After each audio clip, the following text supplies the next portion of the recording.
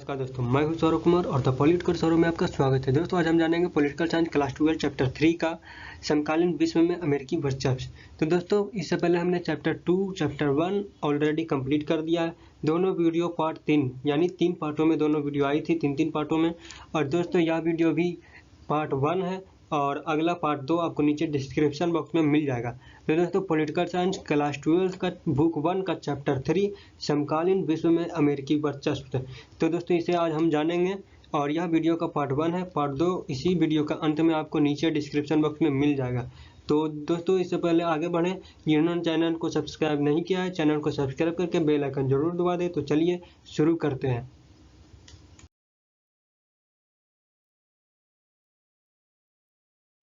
तो दोस्तों चैप्टर 1 में हमने पढ़ा था शीत युद्ध के बारे में, क्यूबा मिसाइल संकट के दौरान सोवियत संघ के बारे में जाना था। वहीं दूसरा चैप्टर में हमने पढ़ा था सोवियत संघ के विघटन के बारे में जाना था। तो यह दोस्तों तीसरा चैप्टर है जिसमें समकालीन विश्व में अमेरिकी वर्चस्व को जानेंगे। यानी सोवियत संघ के विघटन के बाद चैप्टर 2 में हमने जाना कि विघटन उसका कैसे हुआ, और उसी के बाद समकालीन विश्व में अमेरिकी वर्चस्व, यानी केवल एक महाशक्ति बचा था सोवियत संघ के विघटन के बाद, अब वो था अमेरिका। तो दोस्तों सोवियत संघ के विघटन के बाद केवल एक महाशक्ति बचा था, वो था अमेरिका। अमेरिका का वर्चस्व की शुरुआत कहाँ से? 1991 यानी सोवियत संघ के विघटन से माना जाता है, लेकिन उससे पहले से भी उसका दबदबा पूरे दुनिया पर था, ठीक है, लेकिन जानकारी में नहीं था लोगों को, लेकिन वह दुनिया उसके दबदबा में ही रह रही थी। तो 1990 के दशक में इराक ने कुवैत पर हमला कर कब्जा कर लिया। तो दोस्तों यह अमेरिकी वर्चस्व का एक उदाहरण है कि 1990 के दशक में, यानी 1990 का जो दशक था उसमें इराक जो एक देश है उसने कुवैत पर हमला कर कब्जा कर लिया था। किसको? कुवैत को। तो बातचीत से नहीं मानने पर संयुक्त राष्ट्र ने कुवैत को मुक्त कराने के लिए बल प्रयोग करने की अनुमति दे दी। यानी इराक को समझाया गया कि कुवैत को छोड़ दो, उस पर उसका ज़मीन को मत कब्जा करो, उस पर हमला मत करो, लेकिन इराक ने नहीं माना। और उसी लिए क्या हुआ कि बातचीत से नहीं मानने पर संयुक्त राष्ट्र संघ ने कुवैत को मुक्त कराने के लिए बल प्रयोग का अनुमति दे दी। तो दोस्तों इस व्यवस्था को अमेरिकी राष्ट्रपति जॉर्ज बुश ने इसे नई विश्व व्यवस्था की संज्ञा दी थी, ठीक है। अमेरिकी राष्ट्रपति जॉर्ज बुश ने इसे ही नई विश्व व्यवस्था की संज्ञा दी थी। अब जानते हैं उसके बारे में।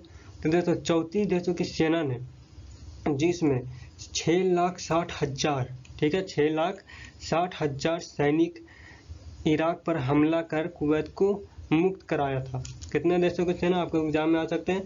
तो 34 देशों की सेना थी, उसमें 6,60,000 सैनिक थे और इराक पर इसने हमला करके कुवैत को मुक्त कराया था। तो इसे ही प्रथम खाड़ी युद्ध भी कहा जाता है। यहाँ देखिए एक और कोई उत्तर आया है, एक और इम्पोर्टेंट बात आई है, वो है 34 देशों की सेना ने उन 6,60,000 जो सेना थे वो इराक पर हमला करके कुवैत को मुक्त कराया था। तो इसे ही क्या कहते हैं? प्रथम खाड़ी विश्व युद्ध, यानी प्रथम खाड़ी युद्ध कहा जाता है। विश्व युद्ध नहीं बल्कि प्रथम खाड़ी युद्ध कहा जाता है इसे ही। और संयुक्त राष्ट्र संघ के इस अभियान को ऑपरेशन डेजर्ट स्टॉर्म कहा जाता है, याद रखिएगा। इसी अभियान को संयुक्त राष्ट्र संघ के अभियान को ऑपरेशन डेजर्ट स्टॉर्म कहा जाता है और इसे ही प्रथम खाड़ी युद्ध भी कहा जाता है। यहाँ दो नामों से यहाँ इस स्थिति को बताया जा रहा है। तो अमेरिकी जनरल नॉर्मन श्वार्ज़कॉफ इस सैन्य अभियान के प्रमुख थे। इस सैन्य अभियान के प्रमुख कौन थे? अमेरिकी जनरल नॉर्मन श्वार्ज़कॉफ इस सैन्य अभियान के प्रमुख थे। इस मिलीजुली सेना में 75% अमेरिकी सैनिक ही थे दोस्तों। तो यहाँ देखिए कि 75% यानी 6,60,000 में 75% केवल अमेरिकी सैनिक ही थे। तो यहाँ भी तो अमेरिका का पावर दिख रहा है। तो दोस्तों पीछे हमने देखा प्रथम खाड़ी युद्ध के बारे में हमने जाना। तो प्रथम खाड़ी युद्ध में 75% सैनिक अमेरिका के ही थे। किसके थे? अमेरिका के ही थे। यानी वहाँ अमेरिका का वर्चस्व में ही वह युद्ध लड़ा गया, यानी अमेरिका का यहाँ भी पावर दिख रहा था साफ साफ। तो दोस्तों इसमें जो 75% सैनिक थे इसकी वजह से तो प्रथम खाड़ी युद्ध में जीत हुई है। लेकिन एक दूसरी बात यह है कि प्रथम खाड़ी युद्ध जीतने के बावजूद वहाँ के जो राष्ट्रपति थे, कौन थे? George Bush. तो जो वहाँ के राष्ट्रपति थे वो चुनाव हार गए। कब? 1992 में। किससे? बिल क्लिंटन से। तो इसे ही कहा जाता है कि क्लिंटन का दौर, यानी प्रथम खाड़ी युद्ध जॉर्ज बुश ने जीत लिया था। ठीक है, 1992 में जब चुनाव हुए तो बिल क्लिंटन से वो हार गए। तो दोस्तों, क्लिंटन ने विदेश नीति की जगह घरेलू नीति अपनाने की बात कही थी और वो 8 सालों तक राष्ट्रपति रही थी। याद रखिएगा, वो 8 सालों तक राष्ट्रपति रही थी, 8 सालों तक। और उन्होंने घरेलू नीति अपनाने पर जोर दिया था। लेकिन ऐसा नहीं है, उन्होंने विदेशी नीति में भी बहुत भाग लिया था, आगे हम जानेंगे। क्लिंटन ने लोकतंत्र के बढ़ावे, जलवायु परिवर्तन तथा विश्व व्यापार जैसे नरम मुद्दे पर ज़्यादा ध्यान दिया, विदेश नीति पर बहुत थोड़ा ध्यान दिया। ठीक है। तो दोस्तों, 1999 में कोसोवो में यूगोस्लाविया ने अल्बानियाई लोगों के आंदोलन को कुचलने के लिए सैन्य कार्रवाई की। यानी दोस्तों, कोसोवो जो है उस पर यूगोस्लाविया नाम के देश ने क्या कर दिया था? हमला कर दिया था उन पर। उनके अल्बानियाई लोगों के आंदोलन को कुचलने के लिए उन्होंने सैन्य कार्रवाई की थी। कब? 1999 में। किसने किया था? यूगोस्लाविया ने किया था कोसोवो पर हमला, यानी सैन्य कार्रवाई। किस लिए? अल्बानियाई लोगों को कुचलने के लिए, अल्बानियाई लोगों को कुचलने के लिए। तो इससे क्या हुआ दोस्तों कि नाटो ने 2 महीनों तक यूगोस्लाविया पर बमबारी की। ये जो यूगोस्लाविया जो कोसोवो पर हमला किया था, सैन्य कार्रवाई की थी, उस पर नाटो ने 2 महीनों तक यूगोस्लाविया पर बमबारी की थी। ठीक है, गोला बारूद से उस पर बमबारी की थी। और स्लोबोदान मिलोसेविच, ठीक है, स्लोबोदान मिलोसेविच की सरकार गिर गई थी इससे, और कोसोवो पर नाटो की जो सेना थी, नाटो की सेना काबिज हो गई थी। दूसरा 1900 पहला उदाहरण तो यह हुआ था, और दूसरा उदाहरण है कि 1998 में नैरोबी तथा तंजानिया में अमेरिकी दूतावास पर बमबारी हुई थी। कहाँ? 1998 में नैरोबी तथा तंजानिया में अमेरिकी दूतावास पर बमबारी हुई थी। और इसका जिम्मेदार किसे ठहराया गया था? इसका जिम्मेदार अल-कायदा को ठहराया गया था। तो दोस्तों, इसी के जवाब में क्लिंटन ने ऑपरेशन इन्फिनाइट रीच, क्या चीज़? ऑपरेशन इन्फिनाइट रीच का आदेश दिया था। सूडान और अफगानिस्तान पर क्रूज मिसाइल से हमले किए गए थे और इसके लिए अमेरिका ने संयुक्त राष्ट्र संघ से अनुमति नहीं ली थी। यह भी देख लीजिए कि वह संयुक्त राष्ट्र संघ का सदस्य है, लेकिन उससे बिना अनुमति लिए ही अमेरिका ने अफगानिस्तान पर क्रूज मिसाइल से हमले किए थे। तो उस पर यह आरोप भी लगाए जाते हैं कि उसने नागरिक ठिकानों पर भी बमबारी की है। तो ये क्लिंटन के दौर में हुआ था, जिन्हें घरेलू नीति अपनाने को कहा जाता है और के नाम से जाना जाता है, और विश्व नीति पर वह बहुत थोड़ा ध्यान देती है, लेकिन यह विदेश नीति ही थी उनकी। तो दोस्तों, 9/11 को अमेरिका में बहुत ही याद किया जाता है, क्योंकि यहाँ 9/11 को ही अमेरिका में बहुत बड़ा हमला हुआ था और लोगों को बहुत बड़ी हानि हुई थी, अमेरिकी लोगों को।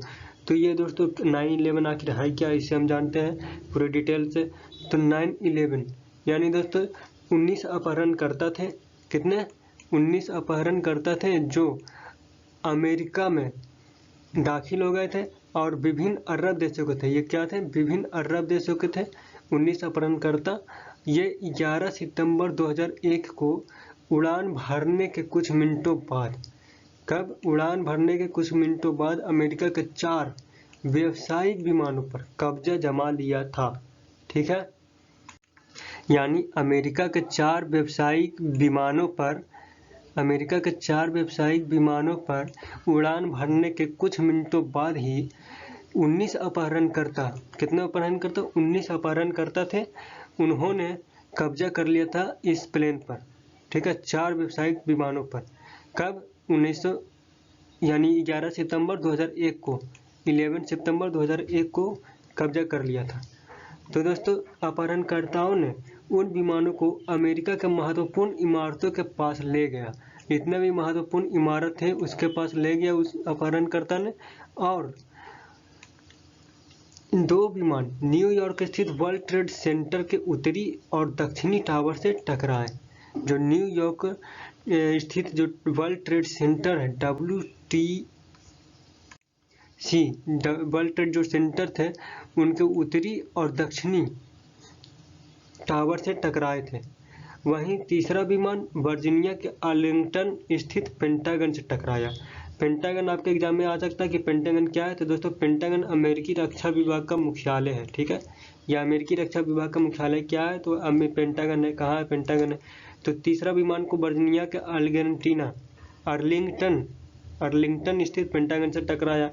मतलब पहला विमान वर्ल्ड ट्रेड सेंटर को उत्तरी और दूसरा को दक्षिणी टावर से टकराया। वहीं तीसरा विमान को वर्जीनिया के आर्लिंगटन स्थित पेंटागन से टकराया। वहीं दोस्तों चौथा विमान को टकराना था किससे, अमेरिकी कांग्रेस की मुख्य इमारत से टकराना था। चौथा विमान को अमेरिकी कांग्रेस की मुख्य इमारत से टकराना था, लेकिन वह किसी खेत में जाकर गिर गया। कौन सा खेत में, वह पेंसिल्वेनिया के एक खेत में जाकर गिर गया। इससे वो उससे नहीं टकरा पाया, तो उससे उतना हानि नहीं हुआ। लेकिन ये तीनों टावर से जब टकराया तो बहुत बड़ी क्षति हुई अमेरिका की, और अमेरिका की सबसे बड़ी अब तक की सबसे बड़ी हमला मानी जाती है वो। तो दोस्तों इसी हमले को 9/11 कहा जाता है। वहाँ जो डेट है वो बाद में लिखा जाता है और पहले मंथ का नाम लिखा जाता है। तो वहाँ 9/11 का मतलब हुआ 9वां महीना 11 तारीख। वहीं इंडिया में लिखेंगे 11 तारीख 9वां महीना, तो वहाँ ऐसे लिखा था उल्टा कि 11 तारीख 9वां महीना 11 तारीख, महीना आगे लिखा था। तो दोस्तों यही थी 9/11। आप अच्छे से समझ गए होंगे।